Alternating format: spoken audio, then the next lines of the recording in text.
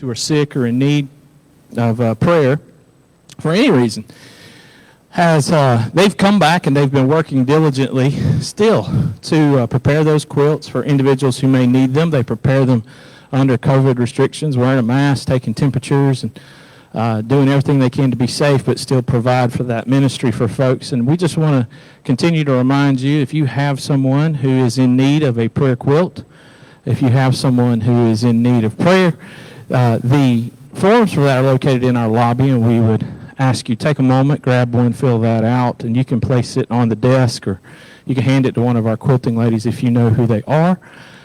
They've been working tirelessly to prepare those items, and I just want to continue to echo my thanks to Miss Sabre and her leadership in that, and thank her for what she's done, and offer to you what they're doing. Please don't miss that. They're doing a great service to folks. We actually, Laura and I sent a prayer quilt that they prepared to a friend of ours in Kentucky who recently received some medical news that they needed prayer for, and it's a huge help. So please do participate in that. Secondly, I want to say a special thank you to everyone who helped contribute to our nursery recently. I don't know if you know this, but we started children's ministry back, 2 months ago, maybe 3. Probably not that long. I don't know. Time flies in the pandemic. So we started nursery about 2-3 months ago, and nursery, children's worship, and even our preschool ministry. And there are many churches that I've had the opportunity to talk to over the past few weeks, and they haven't even started back with children's ministry. And I know that many people would say, well, it's still dangerous, and you're right. But what we often forget is providing those opportunities for children provides space in our worship for families. And that's critical. If we want to reach families, we have to embrace children. If we want to reach families, we have to embrace their needs. And we started that back a while back. And I just wanted to say to everyone who jumped in and jumped on that rotation to help, thank you. I preach in here every Sunday, but the truth is I couldn't preach from here if you weren't there, and that's a big help to me. A couple weeks ago, Lee Ellen Ozier put out a request for help, for toys for those nurseries, because we've relocated our nurseries and our preschool rooms and everything. And I just want to say thank you to you guys who contributed, because we had an outpouring of people who wanted to bless and support our kids. So thank you. And then when those toys came in, I need to say this. Thank you, Lee Ellen, and thank you to Ginger for spending the time here sweating over decorating and preparing those rooms. If y'all haven't seen the rooms we're using for children, one's upstairs and one's down here. You ought to see them, because they look like a fun place to be. And they spend a lot of time putting that together, and I appreciate it. Because the bottom line is, the way the church loves children is the way it loves families. And if we don't pay attention to that, we will miss our opportunity to make a difference in the lives, not only of small kids, but of families all the way through. So to all of you who've made that possible, thank you so much for doing that. Now this morning, I do just want to thank you for being here and taking the time to worship with us. And I want to ask you to join me as we open in a word of prayer. Now, an interesting thing happened to me this week in my quiet time. I was reading through about prayer this week, and it struck me in my reading how much we are called to pray for. We miss, I know I do, I miss everything that God has truly given us as the subject of our prayers.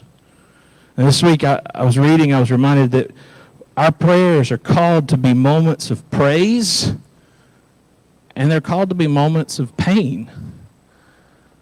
Because we have been blessed in great ways, and we should thank God. And we suffer in many ways, and we should pray to God. And we are sick in many ways, and we should pray to God. It was just overwhelming to me to realize that so often prayer to me becomes something that fills moments in a service. or it becomes a tradition at the table before you eat a meal, or maybe it's just a part of something we do, but prayer really is everything for us as followers of God. So would you join me as we pray? God, we come before you. And collectively, we recognize that you are the supplier of our needs.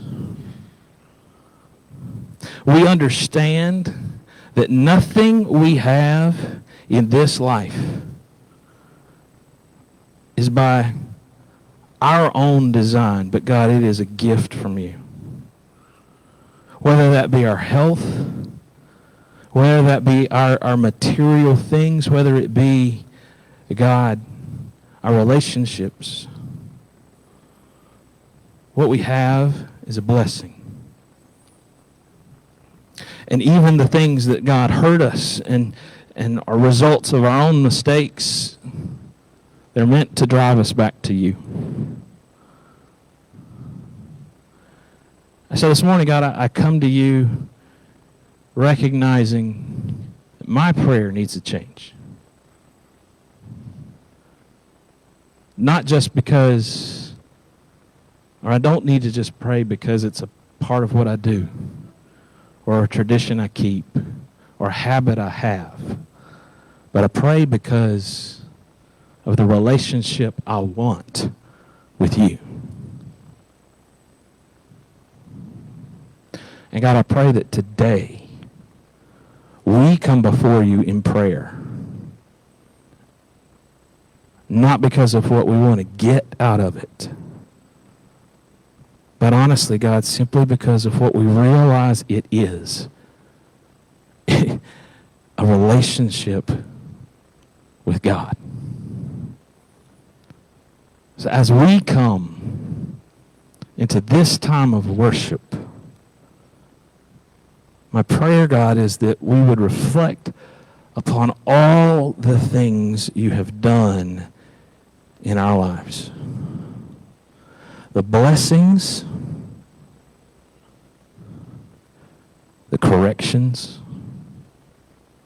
the instructions. God, everything that leads us to you. I pray that we would bring those into this moment and we would give you praise, honor, and thanks for who you are and what you've done for us. For this we pray in Jesus' name. Amen. Would you stand with us this morning as our praise team leads us in our time of worship?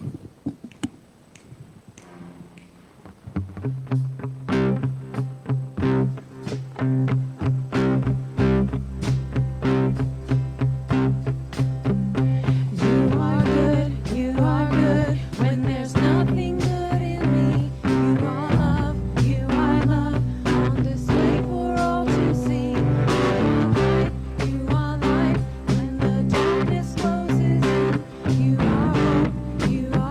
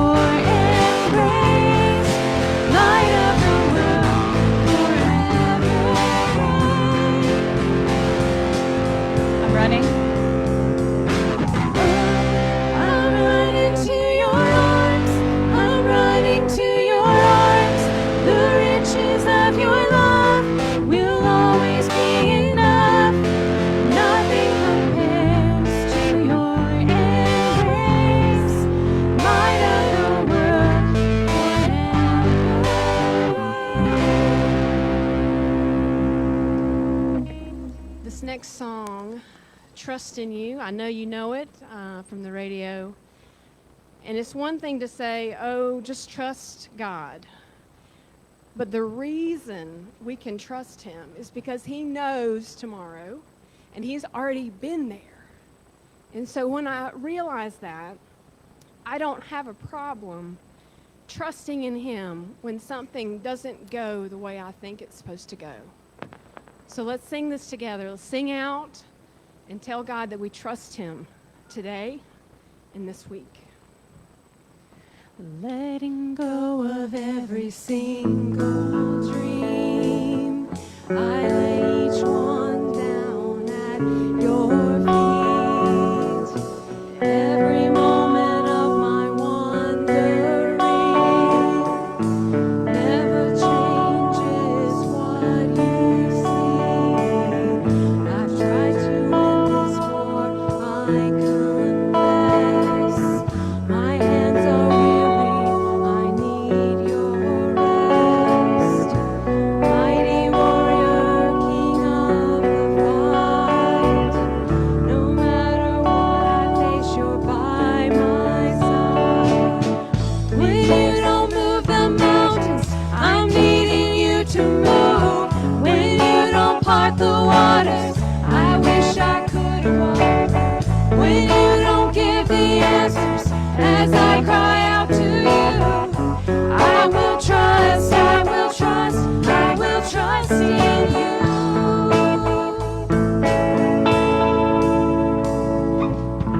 Truth is, you know what tomorrow brings. There's not a day ahead you have not seen. So in all things, be my life and breath. I want what you want, Lord, and nothing less. When you don't move the mountains, I'm needing you to move. When you don't part the waters, I wish I could walk. When you don't give the answers as I cry out to you, I will trust, I will trust, I will trust in you. I will trust in you.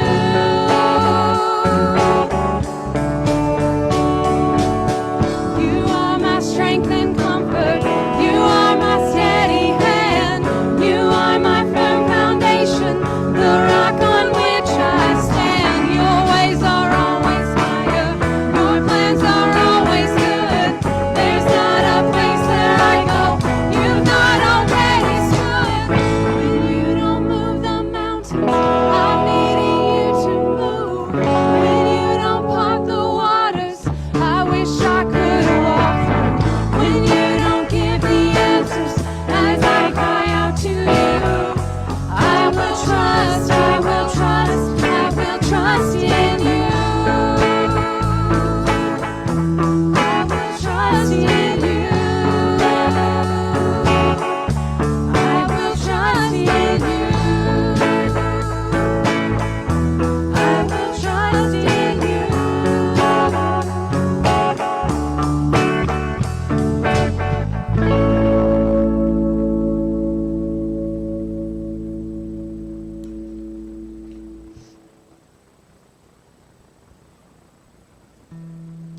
Sing with us, Amazing Grace.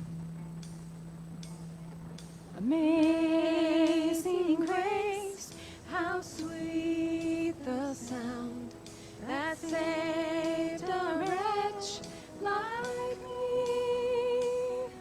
I once was lost, but now I'm found. Was blind, but now I see.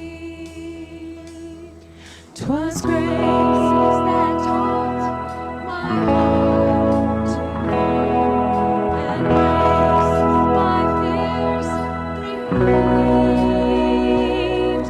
How precious did that grace appear. The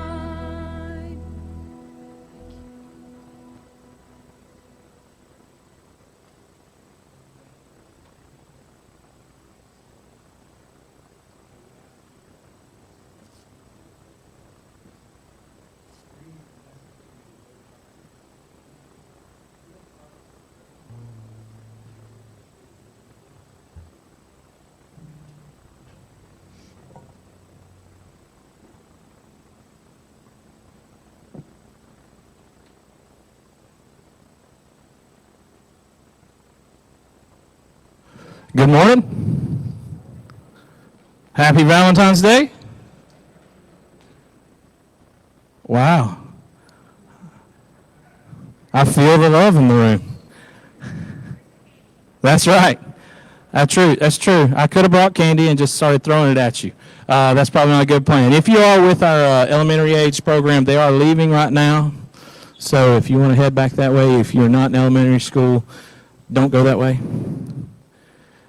But it's good to have you. Good to be here. Good to be able to share today with you. Thank you so much for joining us as we walk through more of the Gospel of Mark. We've been looking at the Gospel of Mark for some time now.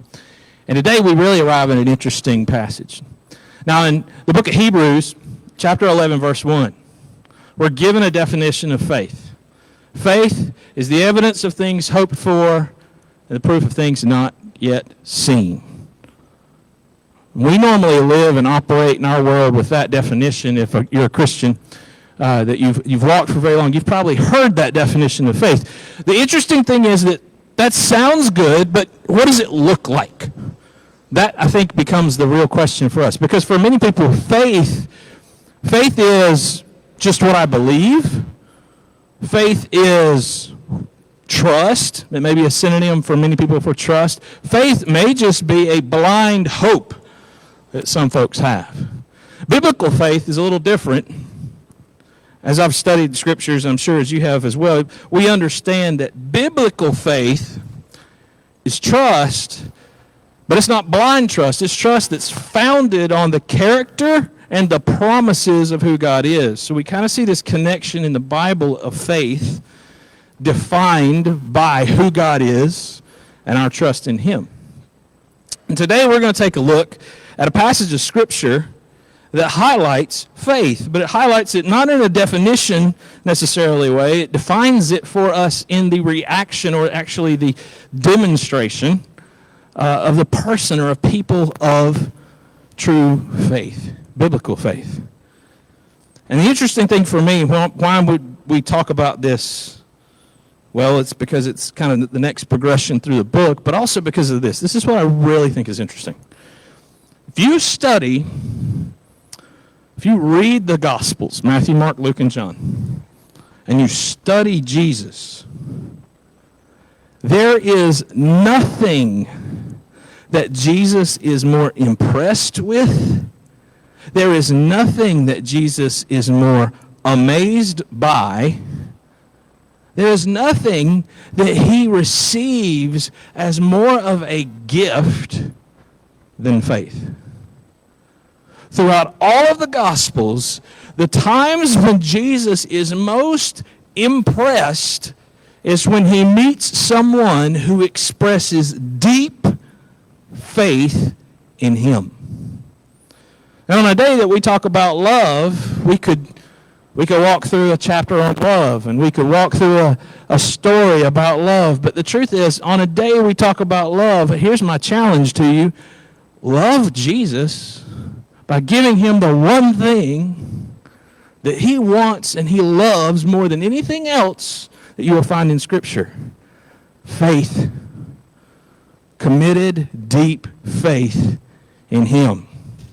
And you look at me and go, well, what does that look like? How do you do that? What does that feel like? Well, I want you to see that today into the passage that we're going to study.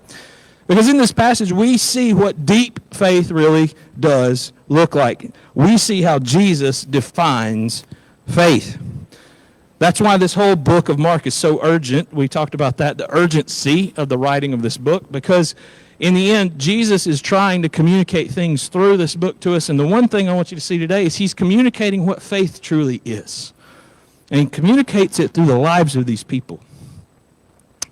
So we're going to take a look at Mark chapter 7. We're going to begin reading here in a second in verse 24. Mark chapter 7, verse 24. And the first thing that I want you to understand about how Jesus defines faith is he defines it as persistent.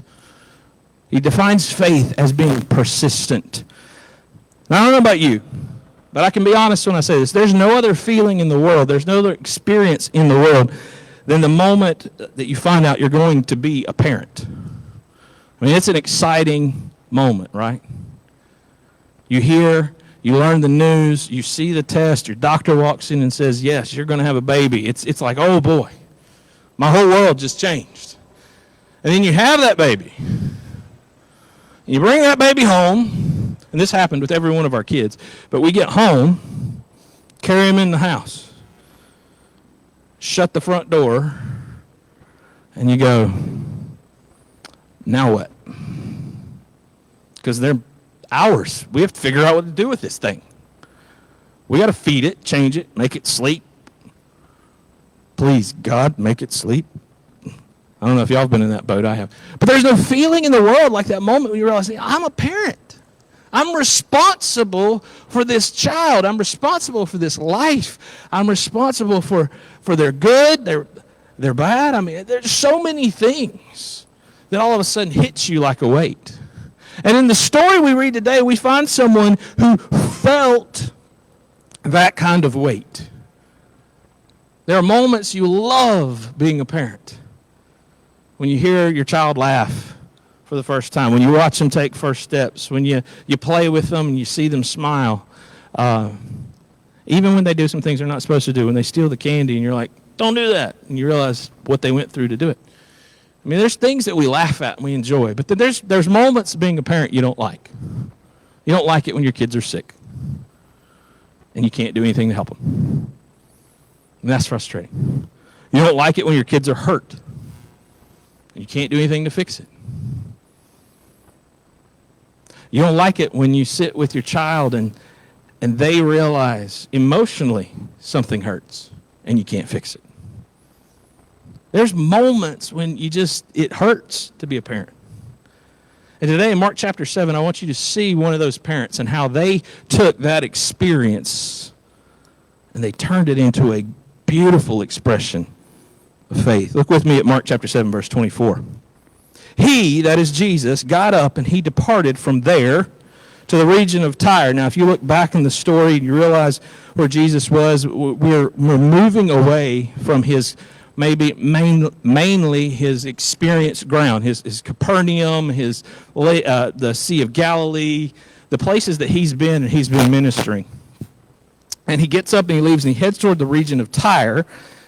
And it says here that he entered a house and did not want anyone to know it, but he could not escape notice. Instead, immediately after hearing about him, a woman whose little daughter had an unclean spirit came and fell at his feet. The woman was a Gentile, a Syrophoenician by birth, and she was asking him to cast the demon out of the daughter. Now, this is important to note. All of Jesus' ministry up until this point has really been focused on the Jews. He's been focused on Israel. He's been focused on believers in God, and he's their Messiah, and he's trying to teach them, show them, and guide them. And this is his first real focused time that he's walking into Gentile territory. He's walking into a place where he's going to find people like us, people who are not Jewish, people who did not grow up in Jewish customs. They don't have a background in focusing on the Old Testament. They don't know the Ten Commandments. They've never heard of them. And Jesus is stepping out into that kind of location, that kind of place, and beginning to minister and share his heart, share his love, share his name with people. And what we find is that he enters the home, and there's this woman who comes to him, enters a home, and this woman comes to him with a child in need of healing, in need of his help to cast out an unclean spirit. Verse 27 says, He said to her after she made her request, "Let the children be fed first, because it isn't right to take the children's bread and throw it to the dogs." Seems kind of rude, but I'll explain that in a moment. She replied to him, "Lord, even the dogs under the table eat the children's crumbs." And then he told her, "Because of this reply, you may go. The demon has left your daughter." And when she went back home, she found her child lying on the bed, and the demon was gone. Now, we read this story, we have some disconnects from it. We may not quite understand all that's going on, but I want you to understand a few pieces because it is important. For this mother, she was completely out of options. She was completely out of things that she could do to fix what was going on with her child. So she did the one thing she had left, and that is to go running to the man who she had to completely trust could fix this problem. And she said, I have complete faith in this moment that this is my only option. Now that's desperate. And we may look at that together and we may say, well, you know, any parent's desperate, and when you're desperate, you'll do whatever you have to do to get help, right? But then Jesus speaks to her, and he tells her this interesting statement and says to her, let the children be fed first before the food is thrown to the dogs. And we read that, we may think, wow, Jesus is being harsh. This seems to be mean. I mean, it was true that in this day and time that Gentiles were referred to as dogs. I mean, that's the way the Jews would talk about them. It was a derogatory term, honestly. That they looked down upon them for being who they were, being distant, being not a part of the nation of God, and they just looked down on them because they were the Jewish people, the chosen ones, the ones of God, and these were the dogs. And that's the way they would speak about them. So it seems really harsh for Jesus to use this term and kind of talk this way, unless you look a little deeper at the text. Because there is something going on here that's interesting. First of all, there's a term that's being used here that we don't maybe notice in our Bibles. The term here that often is translated dogs, that's really the wrong translation. That's not the word that should be used. The term he used, the term Jesus used, is actually a term that he would use to describe, you know, a puppy, the family pet, this young a dog that's why he says sitting under the table, or when she talks about sitting under the table, is because the picture he's painting is not one to call her a derogatory name. He's really painting a picture. In fact, one scholar looks at this passage and he shared it this way. He said, Jesus is actually telling a parable. It's a parable about the message of God and the work of God in this moment, and he's not condemning her as much as he's trying to make a connection between the order of how his ministry is supposed to work. It came first to the Jew and then to the Gentile.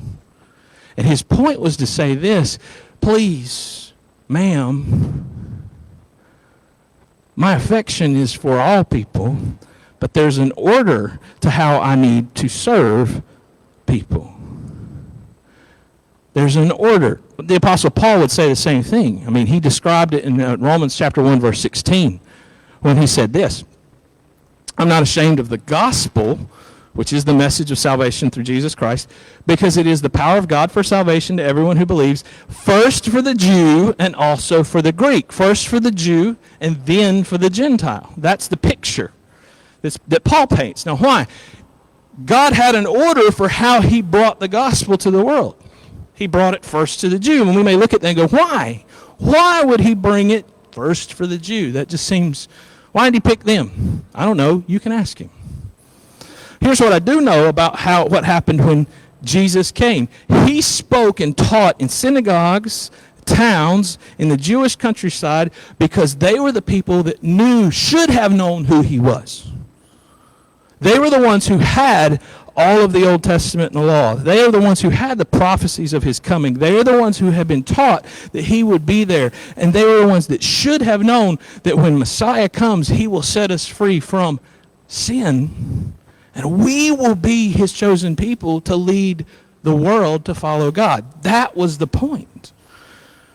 And so when Jesus arrived for the Jews, it wasn't just so that he could help them, bless them, or be nice to them. It was ultimately so he could call them out as the chosen people they were to now deliver his message of love. And because they had a foundation of faith that they were living with, and he was the fulfillment. The Gentiles had no foundation of faith.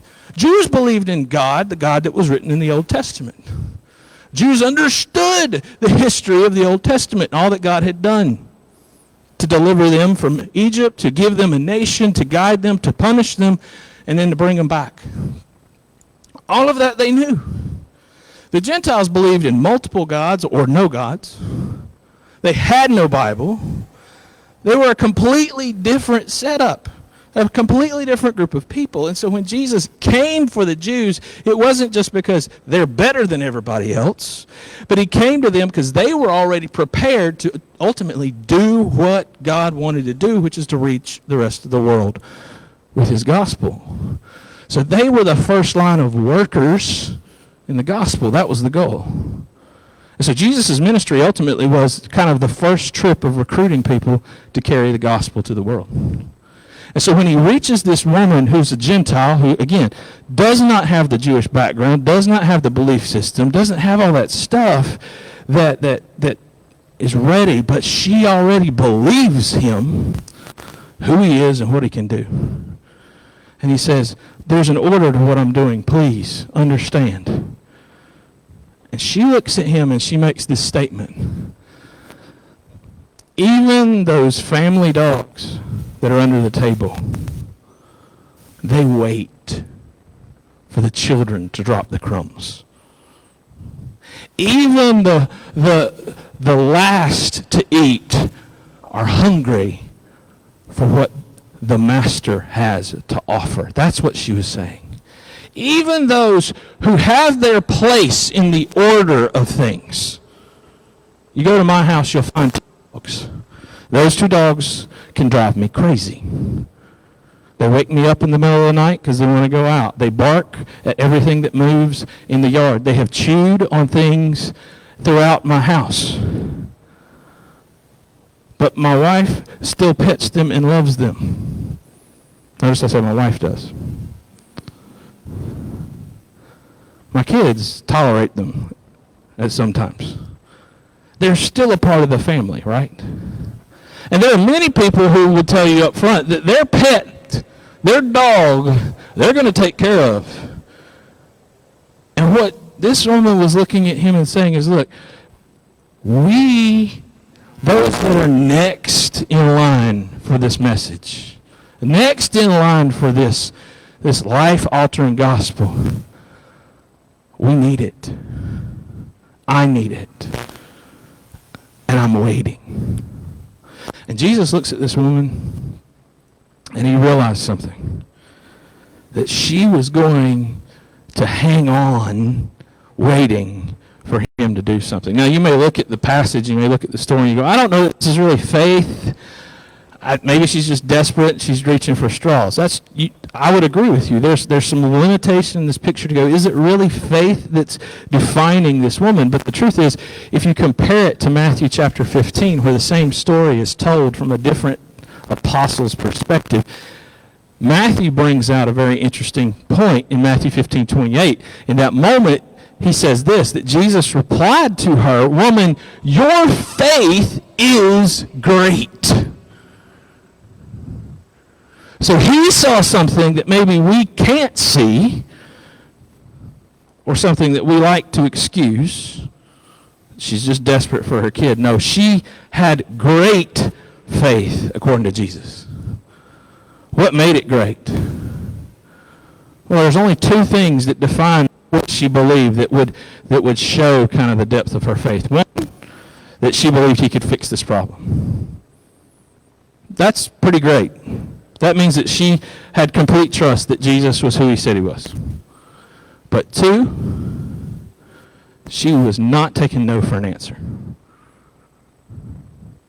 And in that, Jesus said, there is great faith. Now, I don't know about you and me, but she was going to wait for him to do something, right? And in our world, we're left waiting for a lot of things. We're waiting for results. We're waiting on appointments. We're waiting on vaccines. We're waiting for a better day than what we experience today. We're waiting for a better tomorrow. We're waiting for a pandemic to end. We're waiting for life to get back to normal. We're waiting to not have to wear masks everywhere we go. We're waiting for some opportunity of normalcy. We're waiting to feel like this world is back to normal. We're waiting and waiting and waiting and waiting, and all of that waiting is painful and difficult. In fact, that's the thing that everybody has been talking about in our culture for the past 11 months. Because it has been painful to wait. we need to remember that what we are waiting for in this life is not simply to get what we want. We're waiting for Jesus to do what he said he will do. That's what we're after. And this woman shows us that there's a level of commitment to our belief in who he said he is that we have to hang on to. So wherever you are today and whatever you are going through, I want to share with you this. Hang on to your faith. Not in this world and not in the circumstances of it. Hang on to who Jesus is. Because he promised you he'd walk you through anything. He promised that he would be with you through every trial. He promised that he would never leave you or forsake you. Hold on to that. Because that's who he said he is. Because your faith is persistent. Now, the second thing I want you to see that comes next in this story, and I'll move quickly through it, but faith is not only persistent, it's personal. It's personal. I've been preaching for many years, we'll just say it that way. 15 years I've been in ministry and been preaching, and one of the major focuses of any message that I preach or I share or I teach is this. We are not spectators in our faith. We have to talk about our faith. We have to tell people what we believe. And you go, well, why do you say that? Well, because Jesus said that. That's what his message was, that we're to communicate faith. But here's the thing that I often hear from folks when we talk about that. I'll often hear this response. I can't talk about my faith. I can't tell people about what I believe. I can't talk about my experience with God. Well, why not? Well, it's personal. It's for me. And what that usually means is two things. One of two things. It either means, one, I am embarrassed or I am afraid to communicate my faith. And that is okay. Because what that means is that you need encouragement and you need training and you need conviction to know that, hey, we don't always get the answers right. We don't always say the right things, but God still calls us to talk about our faith. That's one reason that people will say it's personal. I don't like to talk about it. The other reason is this. We don't care. And we just think that that's a pretty good excuse to be able to say, I just don't want to. It sounds better than I just don't want to. So we say it's personal.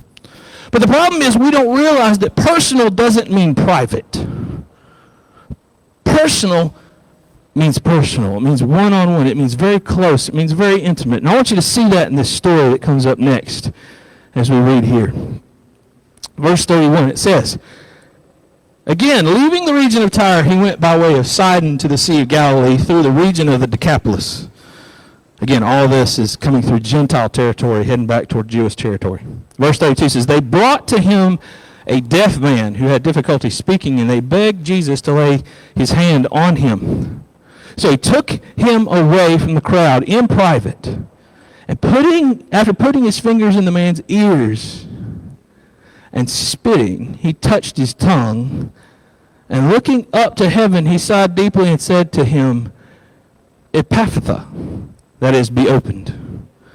And immediately his ears were opened, his tongue was loosened, he began to speak clearly. And he ordered them to tell no one. But the more he ordered them, the more they proclaimed it. Now, interesting thing, this one scholar says, this might be Jesus' only time that he uses sign language to actually explain it. And putting his hands in his ears and pulling them out, touching his tongue and letting go. It's very possible that Jesus was trying to communicate to this man what he was about to do. I'm going to open your ears. I'm going to open your tongue. He's doing things physically.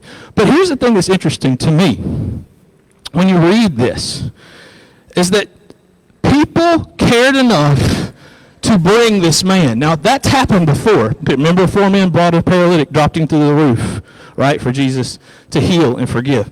This has happened. People bring other people who need Jesus. But here's the thing that's interesting to me. Jesus in the past heals and forgives those people based on the faith that he sees in those who've done it, right?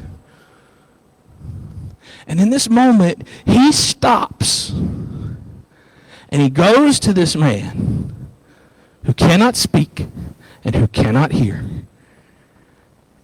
And he communicates to him personally, on his level, using motions and whatever he can to let him know what he's about to do. Because it's personal, not private, because there's plenty of people watching, right? But it's him and this man. And so often we forget that that's what faith in God is. It is personal. It's between us and him. It is a relationship established between God and you and me. But we forget what that really means. And we forget how rich that really can be.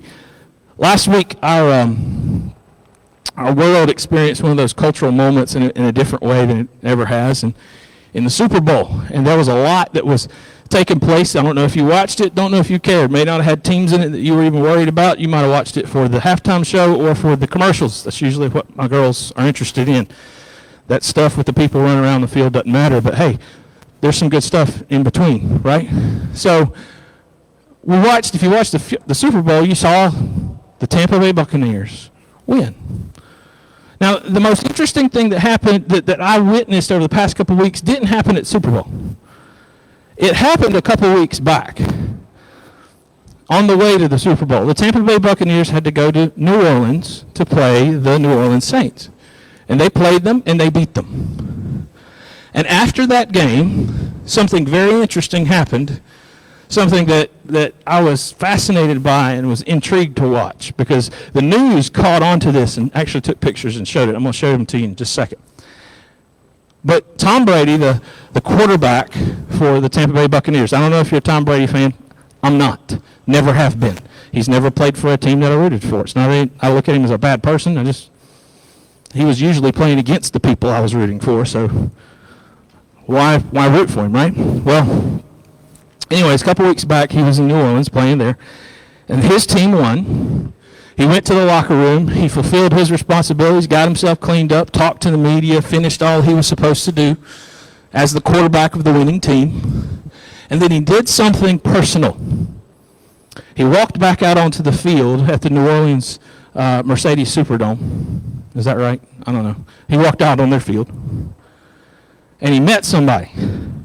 He met a couple of fans that wanted to meet him. The interesting thing was, they were the kids of the other team's quarterback. And you can see in this first picture, he walked out onto the field and he actually met the quarterback for the New Orleans Saints team, Drew Brees. Now, Drew brought his whole family to meet Tom. This is not the first time they've met. They've actually interacted a lot. Both families have. And you can see from these pictures, you can show them the second one, they have a pretty close personal relationship. They know each other.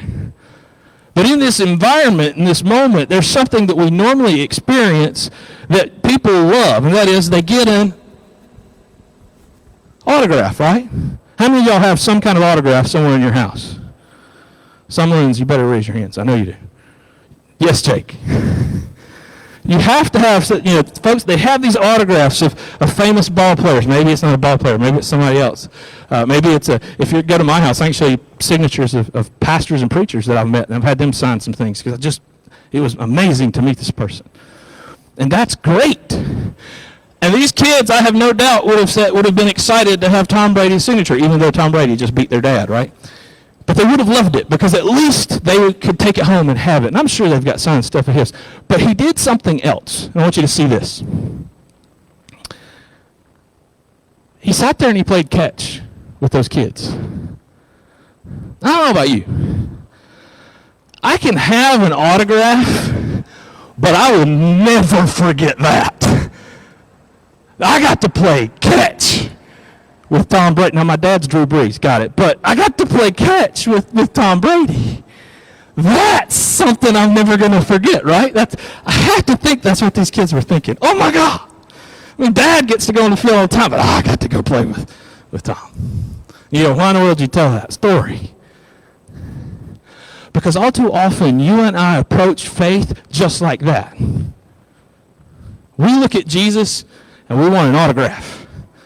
We want something that we can know that we've connected with him, but we can set it on the shelf, we can look at it under a glass, we can enjoy it, and we can think it's great.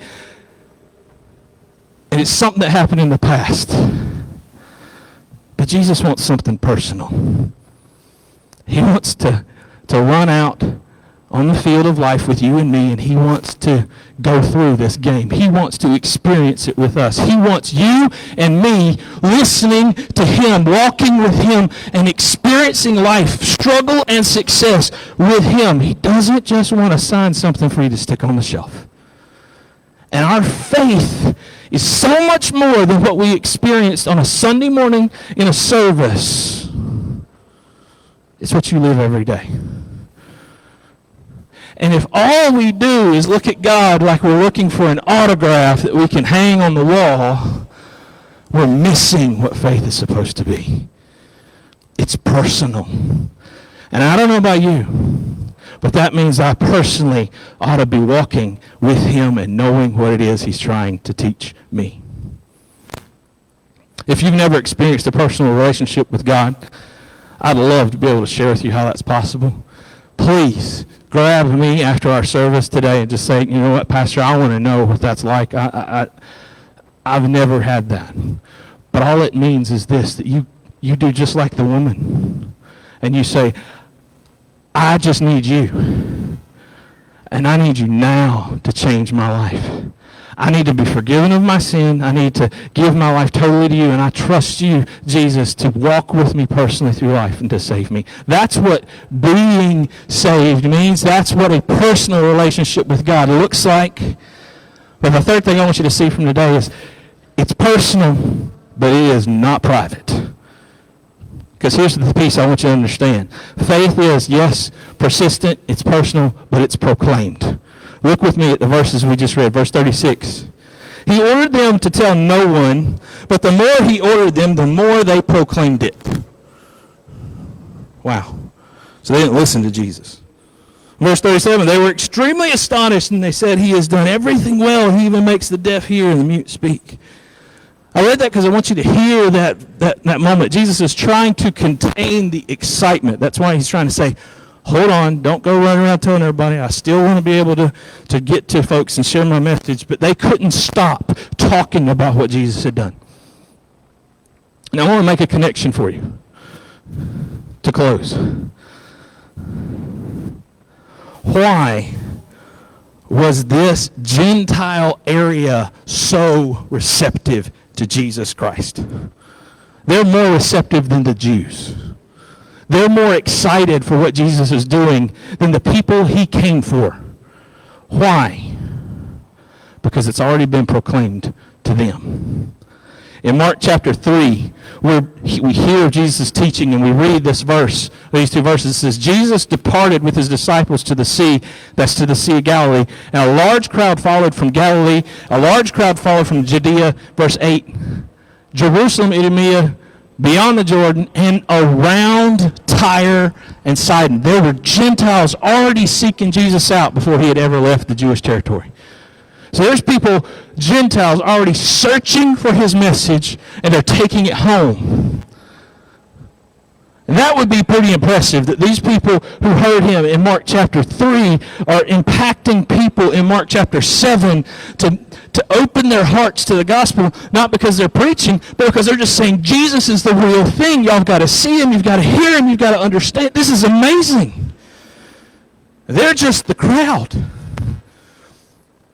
There's one other person that we read here that we probably forget, who is standing in the middle of this story and who is proclaiming faith in Christ. And you find his story, we've already read it in Mark chapter 5. When Jesus met him, he was naked in a cemetery. He was possessed of unclean spirits. He was out of control and nobody could help him. He was a Gentile, and Jesus saved him. And at the conclusion of the story in chapter 5 of Mark, verses 18 through 20, here's what we're told. As Jesus is being sent away from this place because of all the things he's done, they're amazed, he killed all their pigs. Verse 18, he says, as he was getting into the boat, the man who had been demon-possessed begged him earnestly that he might remain with him. In other words, that the demon-possessed man could go with Jesus. Verse 19, Jesus did not let him, but told him, go home to your own people and report to them how much the Lord has done for you and how he's had mercy on you. So he went out and he began to proclaim where? In the Decapolis, how much Jesus had done for him. And they were all amazed. If you go back in this story, verse 31, here's what we hear. Again, leaving the region of Tyre, he went by way of Sidon to the Sea of Galilee through where? The Decapolis. You want to know why Gentile people were more receptive to Jesus than his own people? Because he already had somebody who believed in him and who was proclaiming the truth of who he was and proclaiming faith throughout that region because his life had been changed. Faith is persistent. It hangs on no matter what. It is personal because it changes us. Not because it's private, but because it changes us on a personal level as we walk with God every day. And it is proclaimed. It's something we don't contain, we don't keep, we don't hide, we don't hold for ourselves. It's something we share because when we share it, it makes a difference in the world in which we live. It makes a difference in the lives that it impacts. And you may look at me and go, how do you know that demon-possessed man was the man? Here's what I know. I know he lived in the Decapolis. I know that he went home and he proclaimed the truth of who Jesus was. The Bible tells us that. And I know when Jesus walked through that region, people were receptive to him. If you don't think that that's because there was a man proclaiming Jesus, that's fine with you. I'm just telling you, if God had shaken someone's life like he shook this man, and then that man walked into the world and began to shake the world for him, I can surely believe that people would be receptive to the message of Christ. But here's the question I have to ask.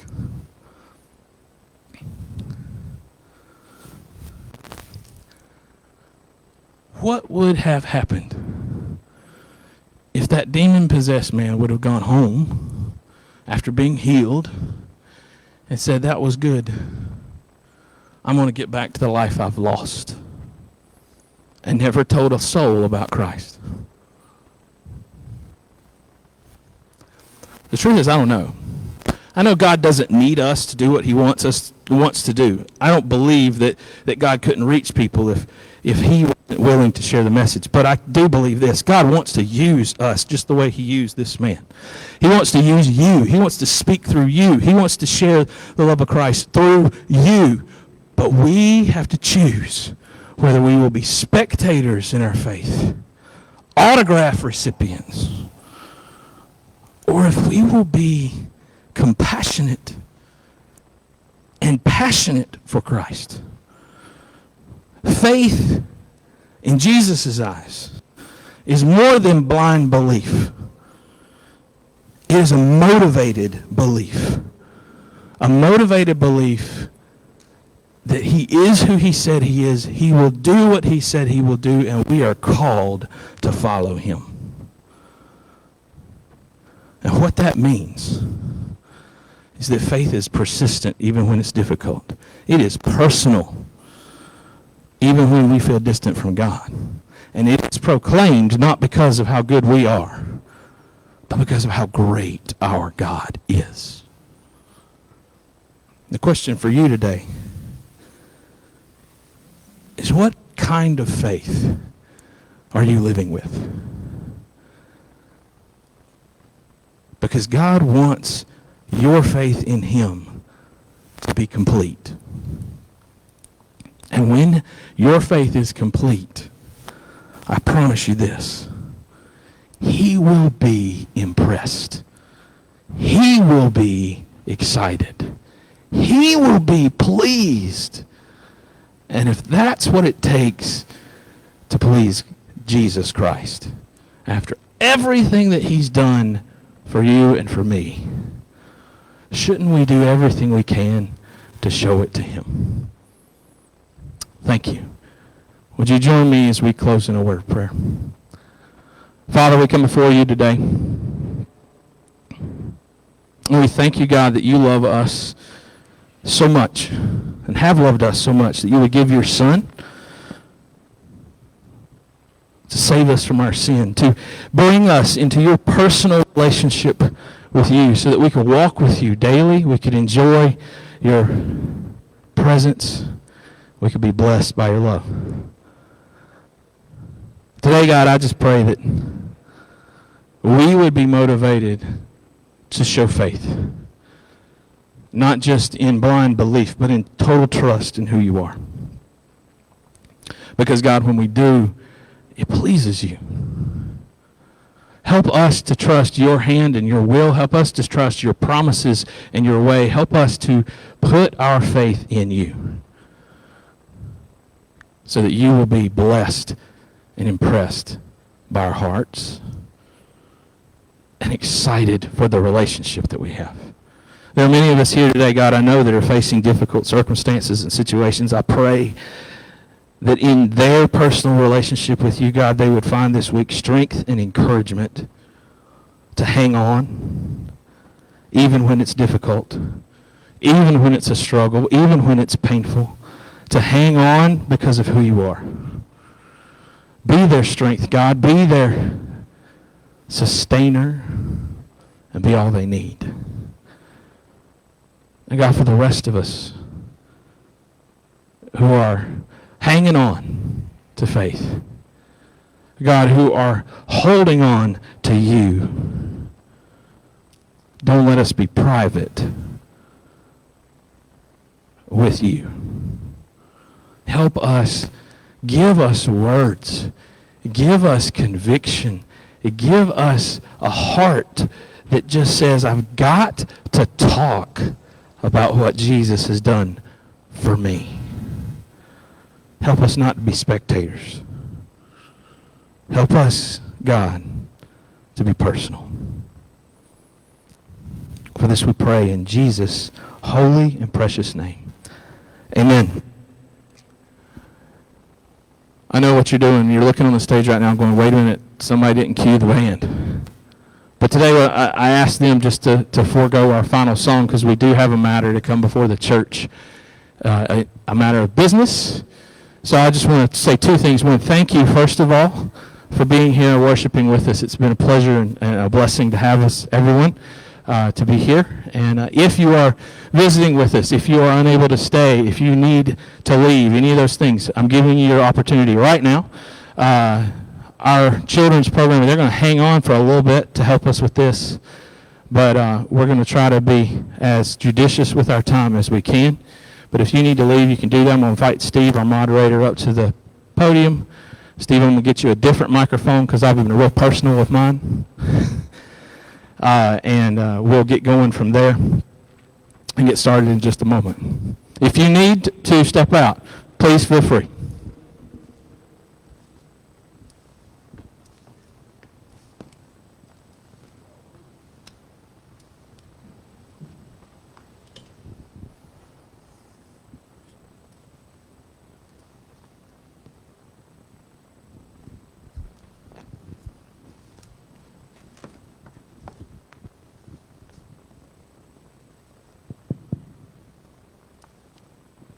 I will call the church into conference.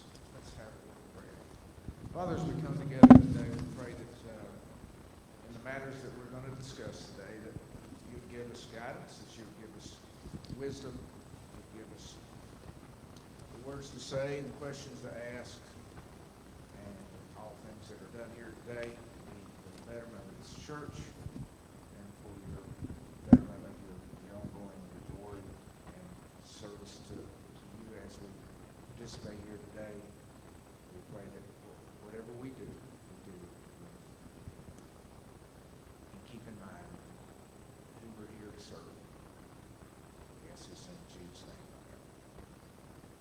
We have a matter that's going to be brought before the church about personnel. And do we have any, Jonathan, do we have any extra of those sheets out? Does anyone, would you like a copy of, they were out in the lobby, if you're unfamiliar with what we're talking about. you'll raise your hand. Jonathan will get you a copy. If you have any questions, I'll see one. Anyone else? All right, I'm going to recognize the pastor. He's going to bring forth the information. Thank you, Steve. It's been a while since I've seen y'all. Hey, how you doing? I don't want to belabor this, and I know that many of you may have questions, and that's fine. So we're gonna get to that. So I don't want to make a lengthy presentation of this information. It's been given to you now for a couple of weeks. Hopefully, you've had the opportunity to read through it. This recommendation does come after review from your deacon body. That they are in favor of presenting this. It comes from your personnel team and their recommendation to follow through with this, and it comes after the review of your budget and finance team. So I want you to know everybody that's had their eyes and hands on this before it arrives with you. The reason for this restructuring, as it's been called, is quite simple. I've been with you for 6.5 years as your pastor, and I have witnessed and watched as we walk through our operations what can at times be difficult to accomplish. And when we walked into the pandemic a year ago or 11 months ago, we walked into uncharted waters for us as a church, into difficult waters for us as a church. And we've done our best, I would say, in trying to continue to operate from an organizational standpoint and to address our needs in the developing and changing environment of what we have been walking through for this period of time. But as such, it's difficult to do many of the operations that we've done in history in our environment. Now, that being said, it brought to mind a lot of review of our needs in personnel, as well as our functions and how we operate in personnel. That, coupled with the resignation of our associate pastor of worship and senior adults at the end of December, has brought a lot of pieces of question for our personnel situation into mind. So what I'm bringing before you is a restructuring plan for personnel. And it contains 4 points. If you look on the 3rd page, you will see these laid out. And I'm going to walk through each one very simply. If you watch the presentation that was recorded online, it makes these 4 points clearly, because this is what this presentation is about. This is what you vote for. 1, this restructuring plan asks for your affirmation. That means there's not a change. It asks for your affirmation of the permanent, long-term, called ministerial positions and ministerial staff to remain, that process to remain in place. That process is in your bylaws. It's lengthy. It requires a great deal of time and a great deal of process, and it should, because you're talking about hiring someone at an indefinite period of time and entrusting them and agreeing with them that you're going to pay them and that they're going to serve you. That's number 1. We're going to keep that the same. 2, I want to try to do these in the right order. 2, that we create a new position with a new process. That new position, and the name isn't as important as the concept. I titled it a ministry resident. I could have titled it a minister in training. I could have titled it student minister.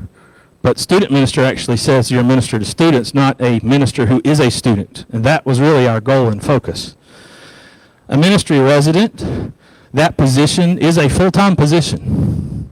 But it's a full-time position for a student who's studying a master's degree program with a Baptist school, which can be done online with many schools, but I particularly have an affinity for my alma mater, who's here in North Carolina, Southeastern Baptist Theological Seminary, because they have a program set up to do that. The ministry resident would be a full-time student with the seminary, but a full-time minister with us. And you may look at me and go, is that possible? Well, I can tell you now, Most seminary students are seeking this very concept anywhere they can find it, because their other option is to work full-time or modified full-time at UPS, which is where half of seminary students are employed. I worked full-time in a biological laboratory while I was a seminary student. So I worked a 40-hour-a-week job. I usually worked about 38 because of my modified schedule, and did a full-time student study program.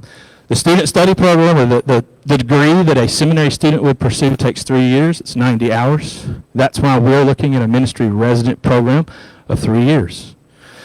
That's a full-time ministerial student on staff to serve our needs. And that's part of the problem that we've realized in looking at our church. We have mounting needs in ministry leadership.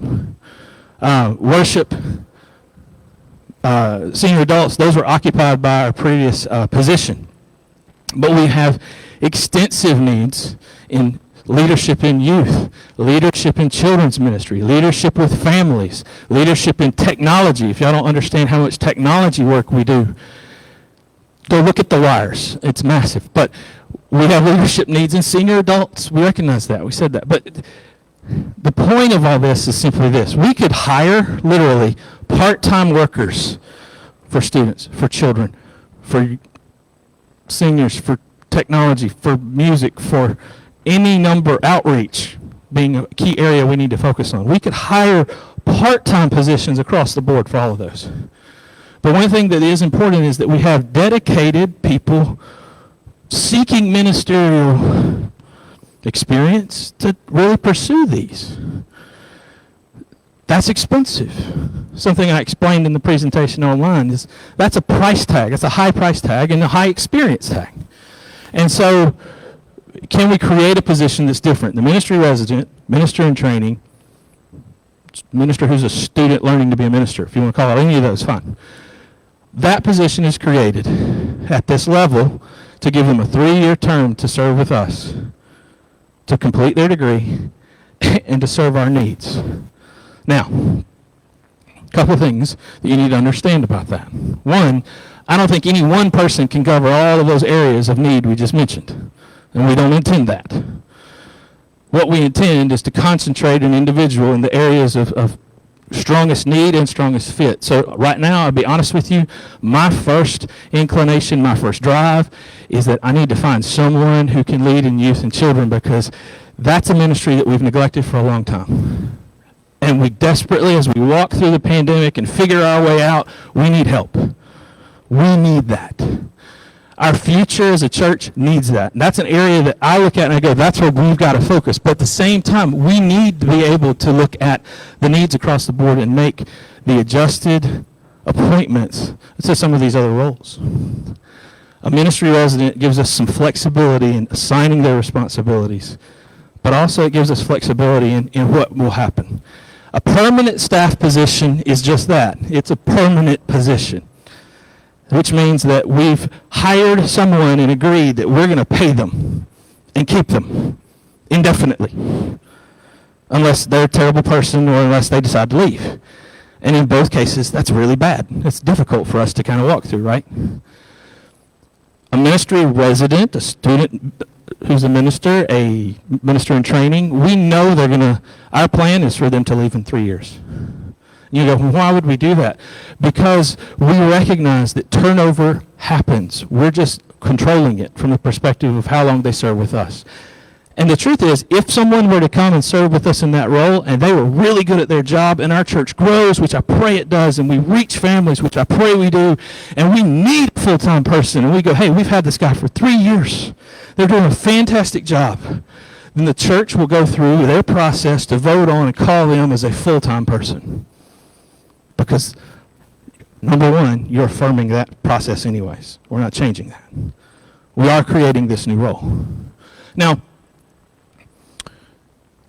so one, we're not saying we're trying to create a position that covers every need in the church, but we are trying to concentrate ministerial need. Two, we are trying to create a short-term purpose for that, meaning this, that we want to be able to recognize turnover and handle it. And the other piece of this is that we want to be a church that ultimately Well, I told you in the sermon, we're not spectators in our faith. We're participants, right? The number one thing that we're supposed to do as participants in the faith is make disciples. And for many of us, what that means is that we go to church and we become more like Jesus, we become a disciple. But the truth is we're supposed to be involved in making a disciple as an individual and as a church. And something I have looked at for years within church is that churches love to say to ministers, give me your time, give me your effort, give me, and serve me, take care of me, do things that we're called as ministers to do. I'm not saying that we're not supposed to serve the church. We're not supposed to help the church. We're not supposed to lead. That's what we're supposed to do. But when do we look at people who are being called by God and say, we need to build them up, we need to equip them, train them, and help them to be better? That's what this role also does. Now, there's some nuts and bolts pieces to this. There's a $40,000 stipend. That's about $15,000 cheaper from the starting pay of a ministerial staff position. You may say, well, isn't $40,000 a lot of money to pay somebody who's a student in training? It's less than you would pay a public school teacher coming out of college. Just so you understand. A public school teacher coming out of college and starting their first day will make more than this position. So if you're worried about the money, number one, we have it. And number two, we're not talking about paying high dollar. We're not. So I want you to understand that.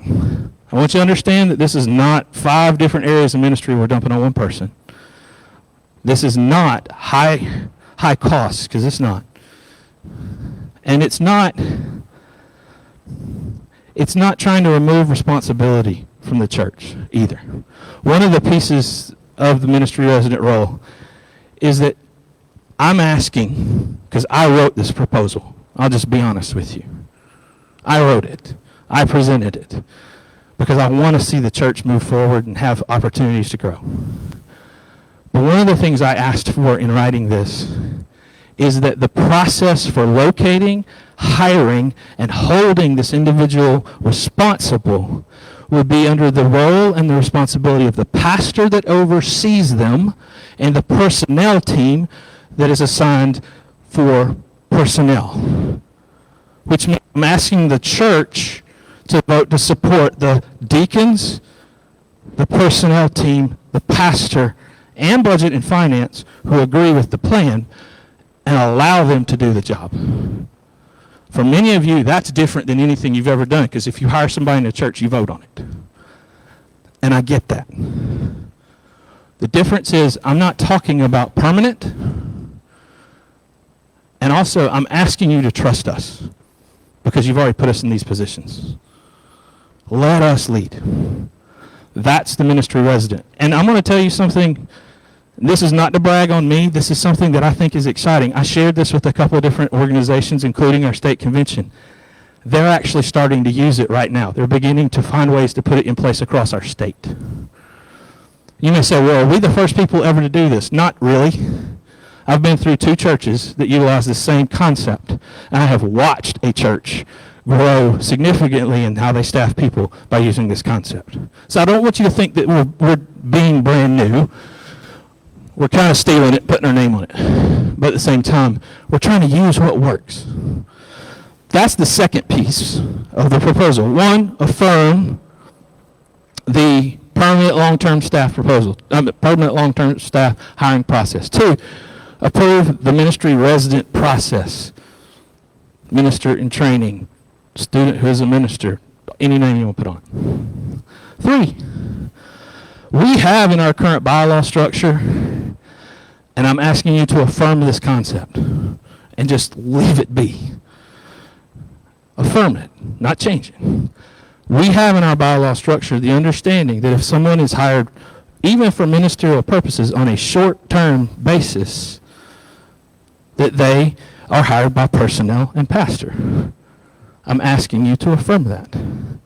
Because we, as personnel and pastor, should be responsible for those positions.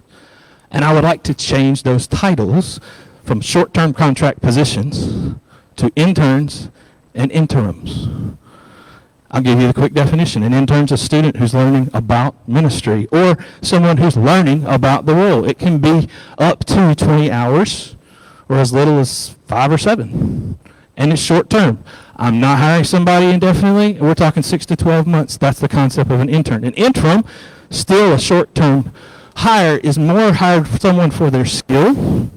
So say in music, in technology, or some area specifically that they have a full-time job somewhere else. And so their role is to be short-term with us to get us over the hump of fixing some needs that we have or addressing needs that we have. And let that stay as a responsibility of personnel and pastor. Because that allows us the flexibility to make hires and deal with staff the way it needs to be dealt with. Now, what that will allow us to do as a church, which is important, is that we can get help for the ministries that we need to lead. And I'm asking you to let us get help because we need it. The fourth piece of this proposal is this. Oh, wait, I'm going to stop right there because I had somebody looking for Jonathan. He talked to me about this week. This was a good point. Most people hear the term interim or intern and they think snot-nosed kid, just learning. Actually, I'm not picking on you, Alex. Actually, and I say that because Alex was our summer intern and he did a fantastic job. Actually, intern is really just a term of just short-term employment. There are opportunities, especially in the area of senior ministry, and I want to tell our seniors this to let you think about this, and I've done this in other churches, to actually bring someone on for, say, 7 to 10 hours a week. 7 to 10 hours a week to focus on senior ministry who may be a retired pastor. There's Jonathan, thank you. I appreciate you helping me with this. Retired pastor whose goal and job is simply to help in areas of need and that they're skilled for. I don't want you to think interns are just for 19-year-olds coming out of high school or in the middle of college. No, there's ways to manage this, and I'm asking you to let us do that. So affirm the current system to allow us to hire for short-term contract employees in ministry, and we'll call them interns and interims. And you'll know about them. We'll share them with them. We'll talk to you about them all the time. Fourth, and this is the last part of the proposal, and then you'll have the opportunity to ask as many questions as you want. Fourth, how do we pay for it? Budget and Finance reviewed this, and based on our model for how you pay for a ministry resident, how you pay for interns and interims, we're asking for you to reappropriate the current budget in the areas for associate pastor of worship and senior adults, which is vacated. We're not paying anything in that area, okay? Because we don't have one anymore. We're asking you to allow Budget and Finance to oversee the reappropriation of those funds, $76,184 annually from this past budget, and approximately 3/4 of that through this year. Allow us to reappropriate that to address the financial needs of a ministry resident and interns and interims. Now the advantage is we're only halfway through the year. We wouldn't use all of those funds right now anyway. And in the future, the church will always have the authority to vote and approve how many ministry interns you would hire, because you would vote on the budget that will be written into, so that you can say, look, I don't agree with us hiring 10. I can't imagine us doing that, but I don't agree with us hiring interns in that number, because you will always be allowed to vote on your budget every year in August, and that budget will spell out, this is what we're appropriating for interns, interims, and residents. Okay? So we're not taking the authority away from the church over the money, and we're not going to take the authority away from the church on the issue of those numbers. We're asking you to trust personnel, pastor, and deacons on the leadership of how we put those positions into play. That's it. So those are the 4 pieces of that proposal. 1, affirm long-term staff hiring structure. 2, affirm the proposal of a ministry resident / minister in training / student who is a minister, whatever we call it. Affirm that, approve that. 3, affirm the current structure of how we hire and handle short-term contract hire, and let us change that name to interim and interim. And 4, give the authority to the budget and finance to pay for those by reappropriating the current budget numbers from the associate pastor of worship and senior adults.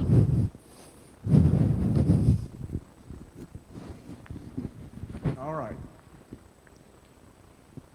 Does anyone have questions about they need to ask? And I'm going to go ahead and tell you ahead of time before you ask your question. I'm going to come to you and hand you a mic so everyone can hear you. So if you have a question, don't be shy and don't get in a hurry because I'm going to come to you.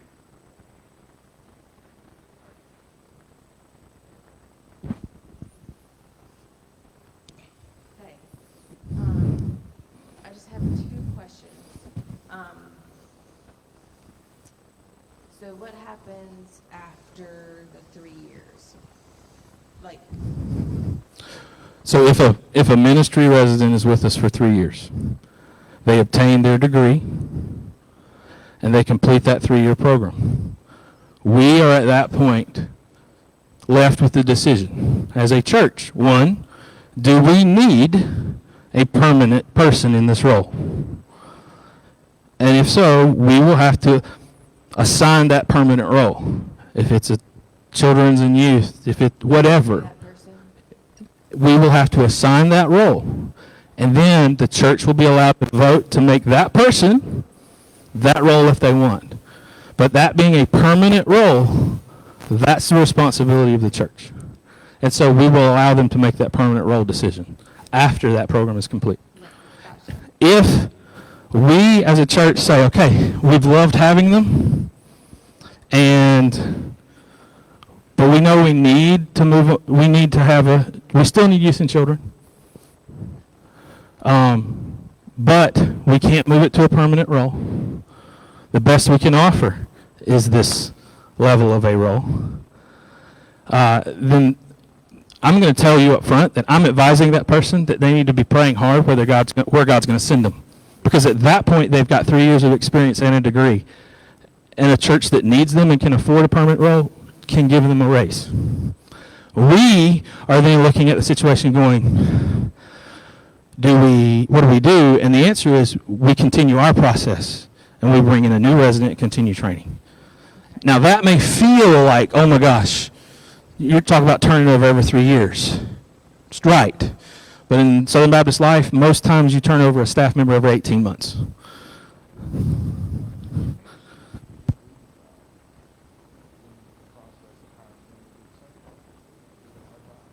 And yes, so Steve just brought up the point. If a permanent role is needed after that 3 years, then the church decides. In the same fashion we decided with the associate pastor of worship and senior adults. It's that same process. We haven't changed that process. The church is still involved in the overall approval of that need and the approval of that person into that need. So we would actually celebrate with them the calling of them to a permanent staff role. We would still use that process for permanent staff roles. Gotcha. You had 2. Is there another one? Yeah, it's just like I feel like I feel like that's a lot of for one person to manage as far as all those positions. So I feel like we almost have to come into it as a church member to know that somewhere something is gonna get neglected. Like, I mean, you're telling someone to do music, and then I feel like that's a lot for just a little intern. So it's almost like, how would they space out and separate their time for equal, All right, you're putting how many areas on one person? yeah, That's what I'm asking you. 6, right? No. We have 6 areas of need. We would never put 6 responsibilities on one person. A ministry resident probably can handle, Brian had 2 in our associate pastor in a permanent role. And that's what I'm trying to explain about those 6 areas of need. We can address some of those areas with an intern or an interim. And we need to, the ministry resident simply gives us the opportunity to have someone here full time to address some of these other areas. Our initial focus, I'm just saying this right now, will be in children and youth. That's where and that's it. If we can add more, we'll determine that. And that's part of what we need to be able to make a decision on. Ultimately, I want to address all areas of need because right now I'm juggling most of them. And the point is, I'm not adding a person in that role that I give all 6. Okay. Not at all. That's setting them up to fail. Yeah. No, what we want to do is let them concentrate in specific areas of need. And so we will assign that and allow them to focus on that based on our need. Does that make sense? Totally. Okay. Because, yeah, the 6 areas of need is impossible. Okay.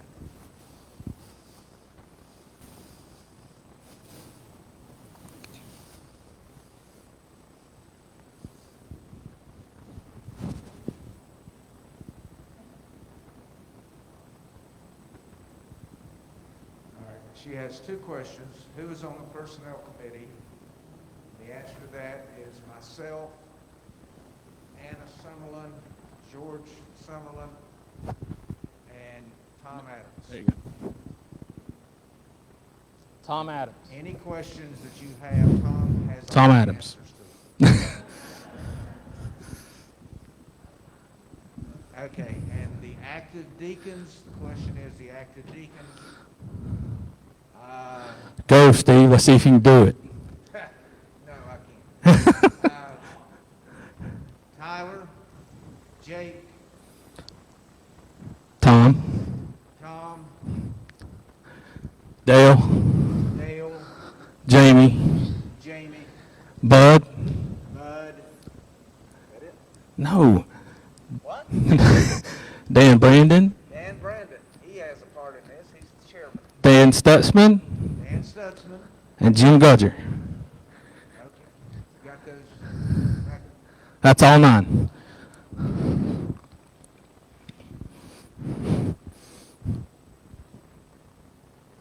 I'm sorry, I have 2 questions also. And just to make sure I understand the true total compensation, Mm-hmm. and I think we discussed this too also, you know, it's Right. $40,000. What is the price for the Thank you. MDEV per year? I just want to make sure we understand the true total, what the comp would Right. cost for the church. And is that coming out of the same budget with this $40,000? Thank you. No, that's the answer. The church has a not budgeted, excuse me, let me change that. It has an established scholarship program that is on the books, that has a process, that is a grant process for any student, anyone in the church applying to seminary and going through seminary. My wife, who went through seminary for a degree here early on in our tenure with you all, was a recipient of that grant, and we appreciate it because it made a big difference. That is what the church can contribute at this point, is that grant, which is separate from the budget. And because of that, the $40,000 is a compensation stipend. That's what it's paid. The cost of education, it still becomes, bottom line, I'd have to put that on them. I'm not going to pay for a full degree for somebody. I had to pay for mine. You know, I paid a large portion of Laura's. But the other thing is, we, as being a North Carolina church, there's 2 other sources of income that are not in the hands of a student. One, a Southern Baptist. Being a Southern Baptist cuts the cost of a seminary degree by about 60%. Second, there's a fund known as the Charles B. Cassie Fund for North Carolina residents who apply to seminary that pays for up to 60% of what remains. So do I think that a seminary student can live on 40 grand a year, pay for their educational costs, get grant help from us outside of our budget? I made it on less. So yes, I believe that's possible. But as far as their educational cost, I don't know the exact cost of that, but I do know that our system for supporting them in that is separate from our budget and has its own setup system. Does that help? And you had a second? Yeah, my other question was, say we're currently, the church went through that, and we're in the process of that. Say this individual after moves on. Right. Or decides, this wasn't the right fit. Or Right. personnel or yourself decide this is not the person. Will the church, again, vote on this process again? Or would they need to, would you say, let's do this again? Oh. Person, or is this, well, we're going down this for 3 years, so if we missed one person leaves after a year, we're going to do it again for at least 2 years? What I would say is that if at any point somebody left the program, our goal would be to find someone to fill that spot. My goal in asking for approval of this is that we have the ability to continue to pursue individuals to serve in that role. So if we lost somebody after a year, yeah, I'd want to fill that position with somebody else immediately. And we'd already have the process in place to do that, because it would be an established system with our restructuring plan, and it would be an established financial piece of our budget already approved by the church body, because that's always going to be there.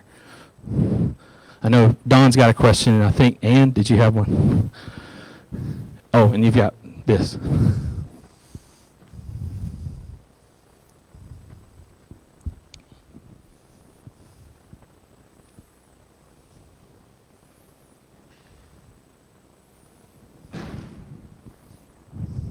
So would the intent to be to hire more than one intern? I would hire, like right now. Like if you had one that specialized in, or, the main person would specialize in kids and youth maybe, and possibly take on something else. But like you have some other areas that still, because there's Right. 6 areas. Yeah. So would the intent to be to hire separate interns for those areas? Yes. Yeah. Funding it, again, as we said, under our current budget, you could fund a full-time, 20-hour-a-week intern for a year at $13,000. And if we funded 2 of those, 20 hours a week, which we're not in a position to do, we're not ready to do that. But if we were to do that, fund 2 full 20-hour-a-week interns for an entire year, plus a ministry resident, it's a little over $10,000 below our current budget of cost. So we would be saving money even if we put 2 more people in full-time, 20 hours a week. So it has the flexibility of us being able to have those other pieces filled. Oh, wait, you may have something. Go ahead. I didn't know if you had a question. No. Anyone else?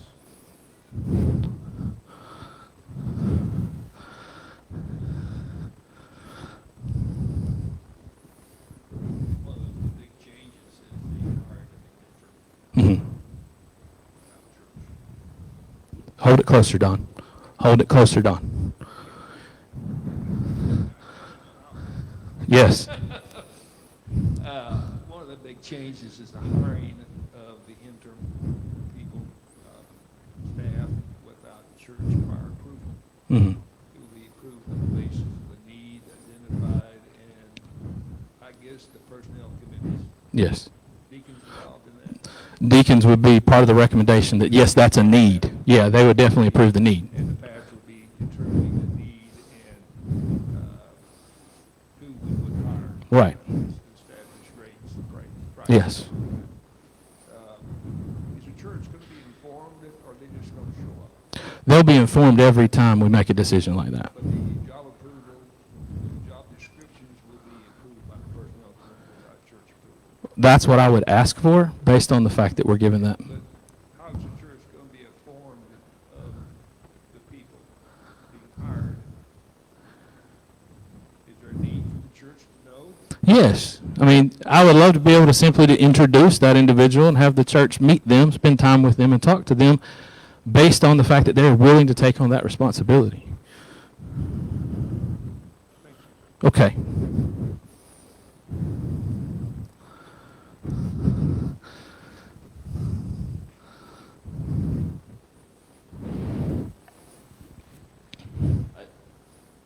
Kind of two parts to this. One is if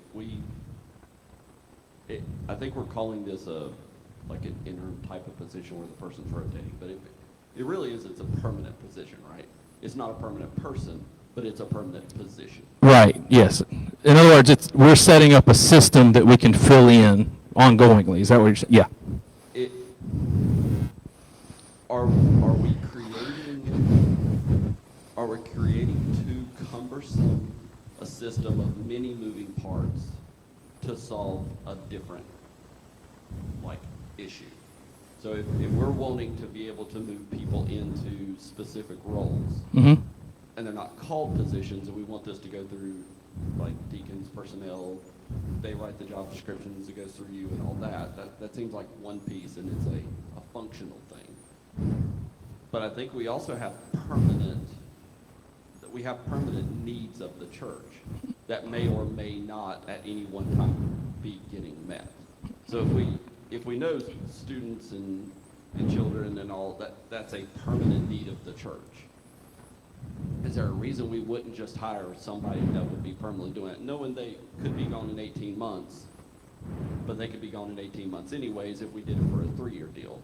I think we're maybe, granted personal opinion, but it feels like we're adding complexity to something that could be simplified, and instead of creating a rotation, bringing in some sort of more permanence for high need areas of the church that have not had any permanence. And I think, especially with youth and children, that's a very sensitive area to tell them, I'm giving you somebody, by the way, I can't tell you if they're going to be here after year 3. There's a chance they won't be, so don't get too stuck on them. I would rather have somebody come in and go, this is your person. We hired them specifically for you for this position.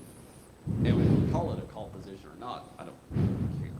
But I would rather have that kind of position and that kind of permanence to say, we as a church think that is a core need, Mm-hmm. and will always be a core need, instead of what if in 3 years you personnel deacons decide that's not a core need anymore, then we don't have anybody, and it's an intern or in that may or may not be able to step in to solve that. Okay. So, I'll make this short and sweet. Your point is that this seems to complicate a process where we have some permanent needs. And I would say I understand your point about calling children and youth a permanent need. We're always going to have needs in those areas. The question will befall us, how much need and how do we afford it? You call a permanent person to that position, and you call them to children and youth, and if anything happens in the church that changes the dynamics of their responsibility, that's their job. They're not here to do anything else. We can't make them anything else. So part of the ministry resident role is to recognize where we are as a church in creating some flexibility in ministry that we can do. The other piece is you're actually eliminating a lot of complexity, because I'm going to say this. You can vote today and say, I hate this is dumb, we need to just do what we've always done. That's fine, that's your decision. Nobody's going to stomp out, at least please don't. Nobody's going to stomp out, nobody's going to get mad. But in order for me to address those needs and follow our process, it will be a cumbersome process to move forward, because it will require committees, search committees, and multiple business meetings to get us to the point of a permanent role. Now, I get your point that we have permanent need. I'm just trying to create the flexibility to fill the need consistently.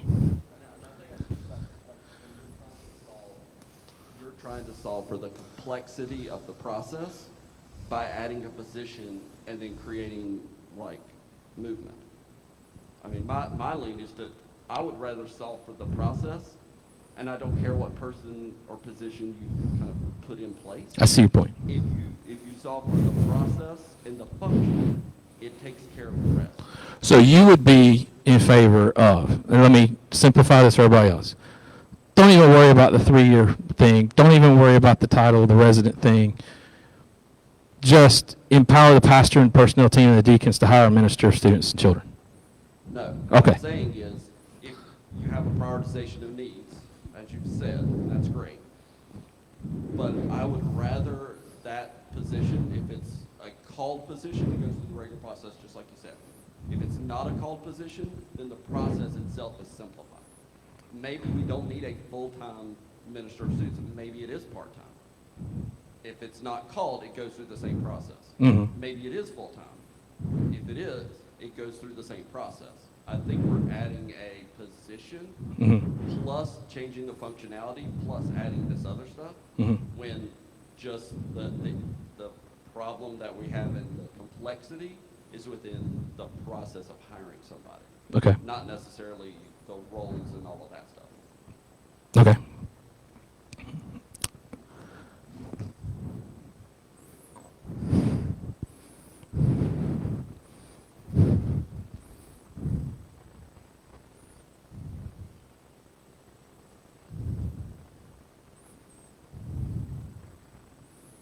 I don't have a question, just a comment, but I think this, at least since we've been parents, we've been trying, and this is just looking at it from the angle of youth and children, et cetera, that we've been trying to address the needs of our youth for a long time through call positions, through part-time positions, and nothing really has worked out very well. And we've been trying to address it for a long time. I think this is a way to think outside the box that provides flexibility to address those needs, and that's just basically my comment.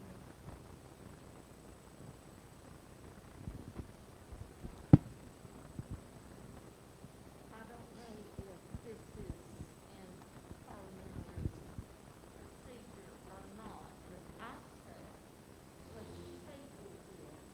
let's table this matter until further discussion. That's what because there's lots of questions.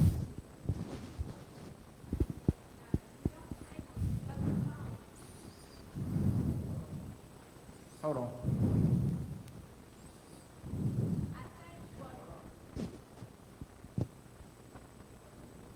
I think what she wants to do is postpone this to a further time. You table something that's an emergency situation. If you're going to postpone it, you have two different options. You can postpone it to a set time, say, or refer it back to committee, or you can postpone it indefinitely, which kills it.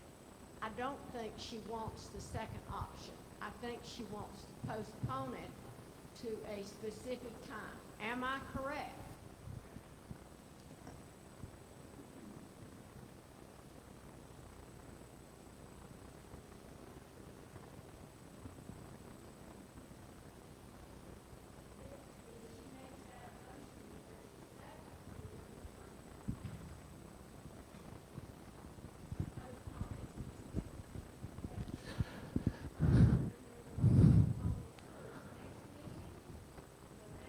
So I will offer some clarity, Mary Frances.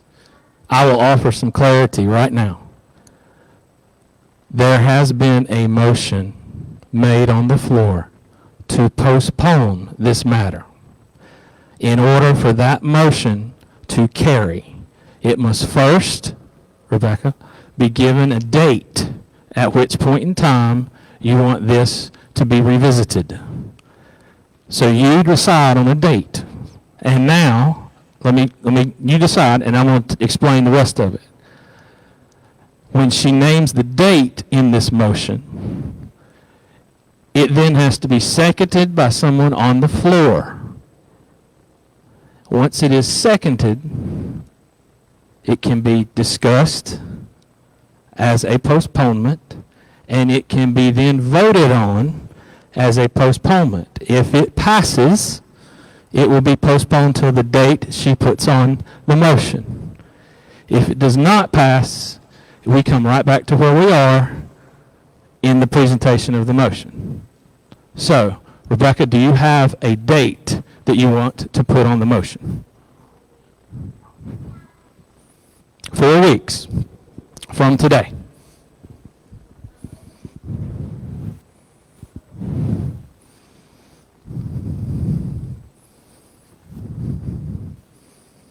I would like for it to be postponed for 4 weeks so we could have further discussions. And we need to have like weekly discussions. Okay. 4 weeks, weekly discussions. That's what you're asking for, okay? That is the motion. Is there a second? I'm sorry, Steve, I'm doing your job. That's okay, I don't mind. All right, the motion does need a second. Do we have a second?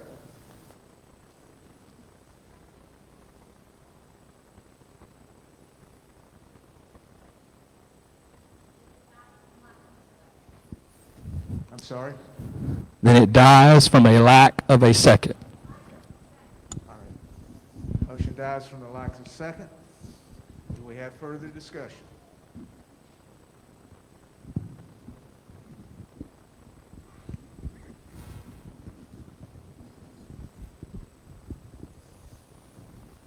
I'm usually pretty quiet, but anyway, my comment is, we are giving a student an opportunity for training. We are giving our church an opportunity to have somebody here who wants to be here that we can test out and see if they fit in our group. If they do, they stay, if they want to, and we want them to. If they don't, then we just go back and get another student who's starting their 3-year program, and we have him for 3 years, or her, might be a female, you know. I just think it's a good change for our church. We are definitely in need of change. If that person can only handle 2 programs to start out with, then we have interns and interims that can be hired on a part-time basis that will fill those other needs of the church. So it's a win-win as far as I can tell. And we're saving money, and we still have flexibility. I don't think that the hiring process gets all that complicated. We're just turning over the decision-making to the personnel committee and the pastor and deacons to make that decision based on who they think is going to fit. It's not any different than any other company that you work for. I don't get any say on who my work partner is going to be when I was at work. So if we don't like them, we tell the pastor, hey, we don't like this person. We don't want them here, and they can make changes. But I think this is a very positive thing for our church, and I would hope that we will go forward with it.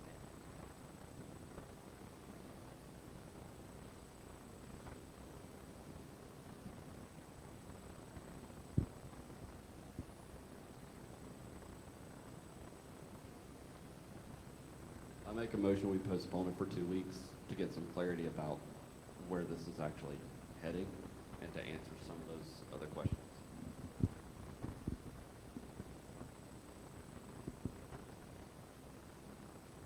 We have a motion on the floor. Do we have a second? Repeat the motion. Repeat the motion.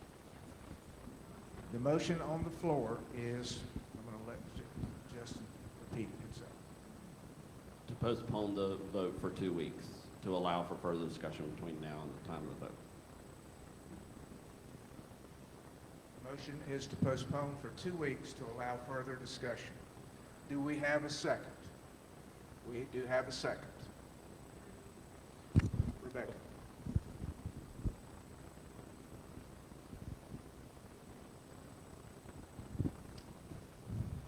Any other discussion before we take a vote? On the motion. Everyone clear on the motion?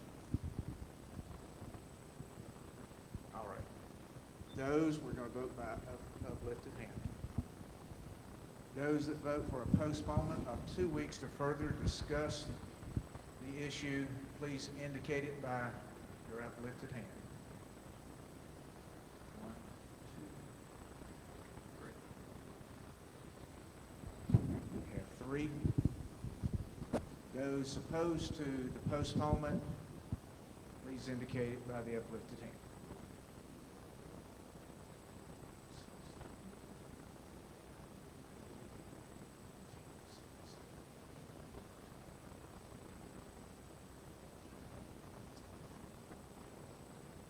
All right, I count 25. The motion does not pass. So we're back where we were to start with.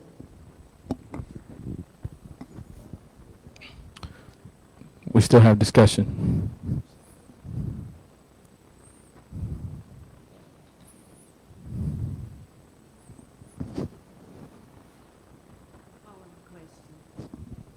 We have a call for the question.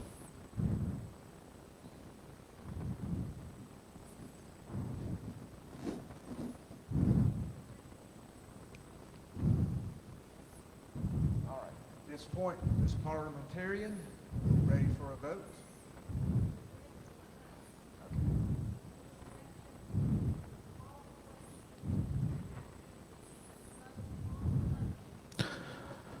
There has been a call to question, which means, not that there is a question, but that means that, but we have to vote on the call to question. Okay.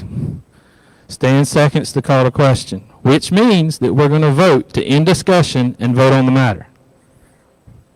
Everyone understand what we're voting on? Because I'm not sure I do. But I think we're voting as whether, I think we're going to vote as to whether we're ready to vote. That's it. Okay. Those that are in favor of the call and question to get ready to vote, those in favor, indicate by your uplifted hand. Those who oppose, same sign. All right. Now we're back to the motion. We vote on the motion, no discussion. All right. We're ready to vote for the motion. Does anyone need the motion repeated before we vote? I was afraid you were going to say that. It is written, but I can do it quickly, Dotsy. The motion on the, I'm sorry? The motion on the floor is to approve the restructuring plan as presented by personnel, deacons, and approved by budget and finance. It consists of 4 key points. 1, affirming the permanent staff hiring process. 2, creating the ministry resident role and process. 3, affirming the short-term contract hiring of interims and interns, now called short-term contracts, forward being called interims and interims. And 4, reappropriating current funds in the associate pastor of worship and senior adults to fund these areas. All right, we're going to call for the vote. We're going to call the vote by uplifted hand. Please be patient as we count. Those that are in favor of the motion as Jason has just read it, those who are in favor, please indicate it by your uplifted hand. Please keep it up.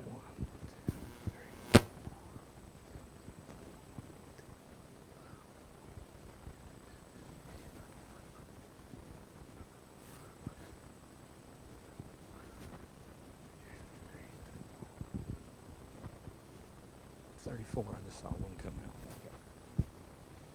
All right, that's 34-4. Those opposed by the same sign, uplifted hand. Those opposed to the motion.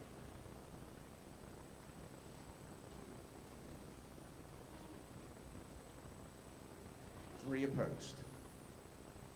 The motion carries. It's always good when we've got a former Lutheran shouting hallelujah.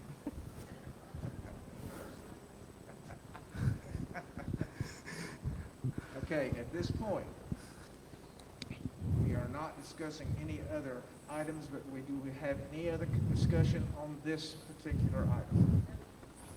You can't.